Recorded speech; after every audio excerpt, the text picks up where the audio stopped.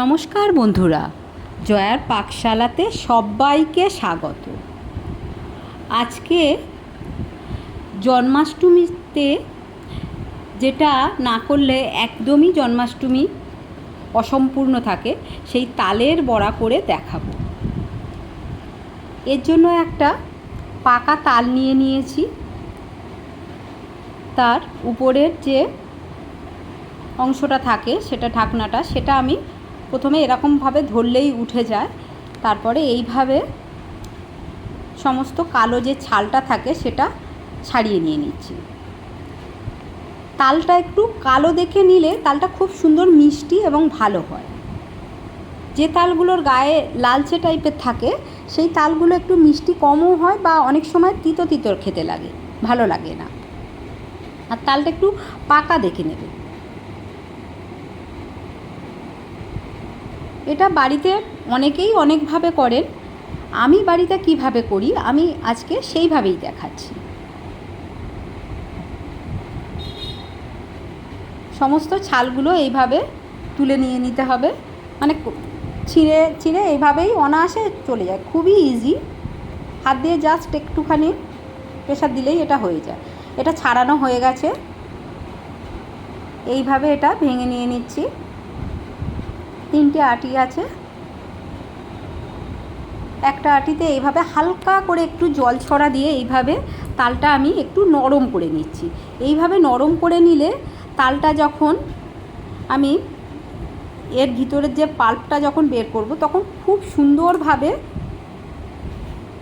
এটা করতে খুব সুবিধা হবে। এর জন্য আমি একটা গ্রেটার নিয়েছি, বড় সাইজের একটা গ্রেটার নিয়েছি। আপনারা কোনো ঝুড়ি বা চুপড়িতে এইভাবে করে নিতে পারেন, সেটাই ম্যাক্সিমাম আগে আমাদের মা ঠাকুমারা করতেন। এইভাবে গ্রেটার দিয়ে কিন্তু খুবই সুবিধা হয়, খুব সহজ এটা হয়ে যায়। এইভাবে আমি সমস্ত তালটা ঘষে ঘষে তার যে পাল্পটা সেটা আমি নিয়ে নিচ্ছি। আর এইভাবে করলে কি হয়, কোনো যে তালের যে চোঁচ টাইপের থাকে সেটা কিন্তু এর মধ্যে আসে না, শুধু পাল্পটাই পড়ে। দেখুন, চোঁচটা একদম তালের মধ্যে থাকে।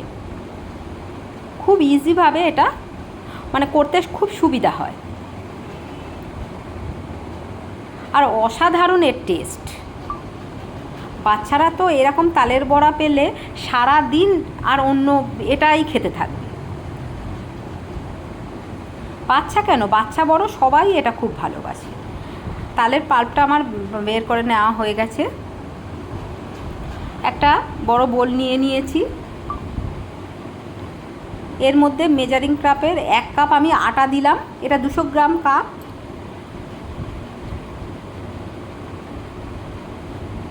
1 কাপ ময়দা দিয়ে দিলাম। প্রথমে আমি ময়দা দিয়েছি, তারপর আটা দিলাম।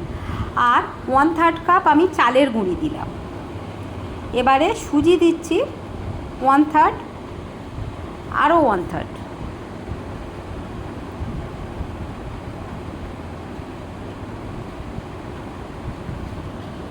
এটা দেওয়া হয়ে গেছে। নুন দিয়ে দিচ্ছে 1 চামচের একটু কম। মিষ্টি জিনিসে একটু নুন দিলে টেস্টটা অনেক বেটার হয়। আর এখানে আমি চিনি দিয়ে দিলাম 200 গ্রাম কাপের প্রথমে 1 কাপ, আবারও 1/2 কাপ, ছোটো কাপের 1/2 কাপ। একটা বড় নারকেলের অর্ধেক নারকেলটা কুড়িয়ে রেখেছি, সেটা দিয়ে দিলাম।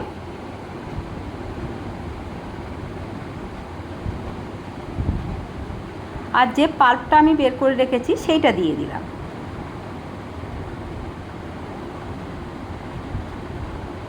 খুব ভালো করে এটা আমি মাখিয়ে নিচ্ছি। চিনিটা আপনারা গুঁড়ো করেও দিতে পারেন, তবে দরকার হয় না। এইভাবে যখন তালটা খুব ভালো করে ফেটিয়ে নেওয়া হয়, যত ভালো করে ফেটিয়ে নেওয়া হয় তালের বড়াটা তত সুন্দর মানে ফ্লপি হয়। এইভাবে সুন্দর করে ভালো করে একটু মাখিয়ে নিয়ে নিলাম।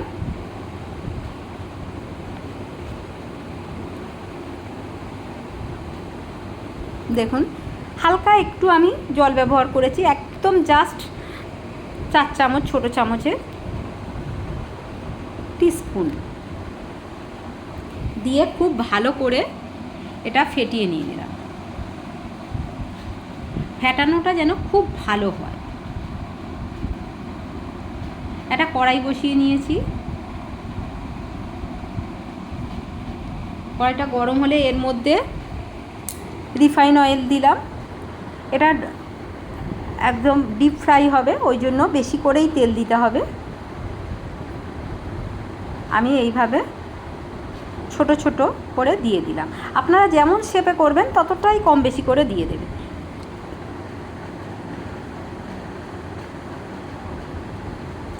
রেসিপিটি ভালো লাগলে লাইক, শেয়ার, কমেন্ট এবং সাবস্ক্রাইব করতে ভুলবেন না।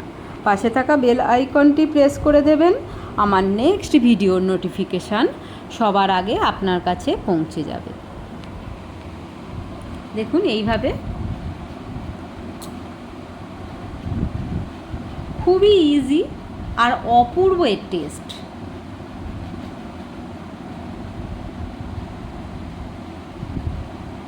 এইভাবে বড়ার আকারে সমস্ত কড়া জুড়ে আমি দিয়ে দিচ্ছি।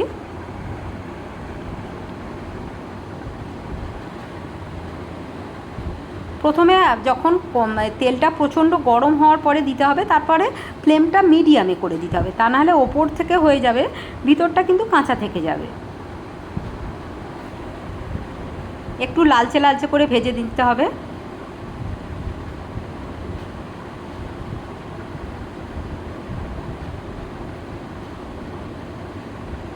দেখুন এইভাবে একটু আমি উল্টে পাল্টে দিচ্ছি। কাঁচা দিকটা তেলের দিকে দিয়ে দিচ্ছি। 3-4 মিনিট সময় নিয়ে এইভাবে এটা ভেজে নিতে হবে। আর এটা যদি হাই ফ্লেমে ভেজে নেন তখন কিন্তু এটা ভিতরটা কাঁচা কাঁচা থেকে যাবে, খেতে ভালো লাগবে না। এগুলো হয়ে গেছে, আমি তুলে নিয়ে নিচ্ছি।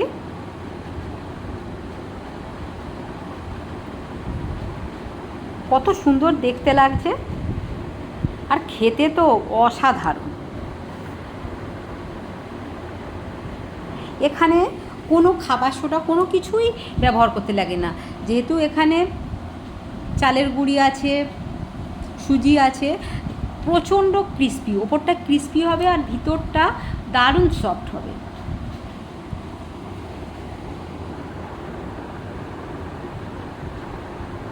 আবারও একবার আমি আর একটা খোলা আমি এইভাবে ভেজে নিয়ে নিচ্ছি। আমার এখানে অনেকটাই গোলা আছে, আমি আপনাদের এইভাবে দুবার দেখিয়ে দিচ্ছি।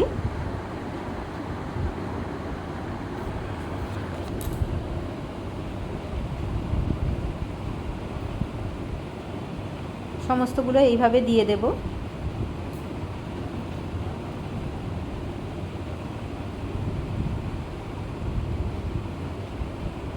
আমরা তো অনেক সময় বাড়িতে করার অসুবিধাতে বা অনেক কিছু সমস্যা থাকে, ছোট সব এখন ফ্যামিলি করে আমরা খাই না, কিনে বাজার থেকে খাই। সেগুলো কিন্তু অনেক দিন কেনা থাকে, একটু শক্ত মতো হয়ে যায়, খেতে ভালো লাগে না।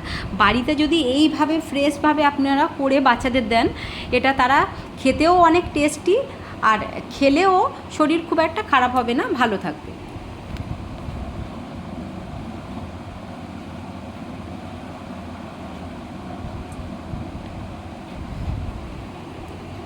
সিজনের তালের এই রকম বিভিন্ন রকমের পদ হয়,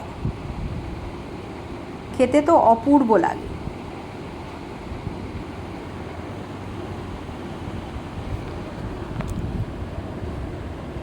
এইভাবে মিডিয়াম ফ্লেমে এটা সুন্দর করে আমি ভেজে নিয়ে নিচ্ছি। এখনও উপরের দিকটা একটু কাঁচা মতো আছে, ওই জন্য একটু উল্টে উল্টে দিয়ে দিচ্ছি।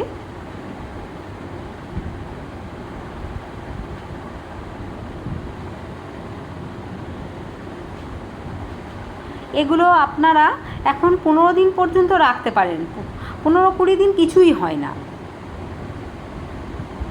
একবার একটু বেশি করে ভেজে নিয়ে নিলে এখন অনেক দিন পর্যন্ত এটা আপনারা খেতে পারবেন।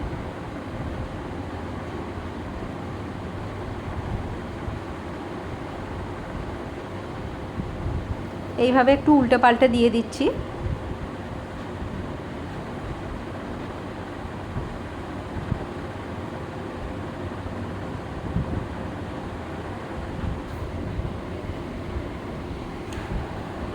এগুলো প্রায় হয়েই এসেছে, এগুলো হয়ে গেছে। আমি এবারে তুলে নেব। বেশি কালো করে ভাজলে কিন্তু তেতো হয়ে যাবে, আর একটু বেশি কম করে ভাজলে তখন আবার ভেতরটা কাঁচা থেকে যাবে। দেখুন এরকম লালচে কালার যখন এসে যাবে তখন এটা তুলে নিতে হবে।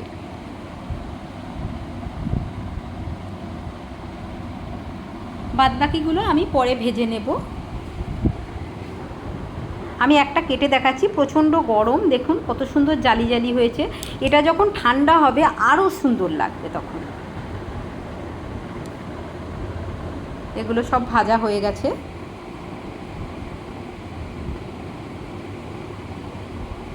কেমন লাগলো অবশ্যই কমেন্ট বক্সে জানাবেন। আপনাদের কমেন্টের অপেক্ষায় রইলাম।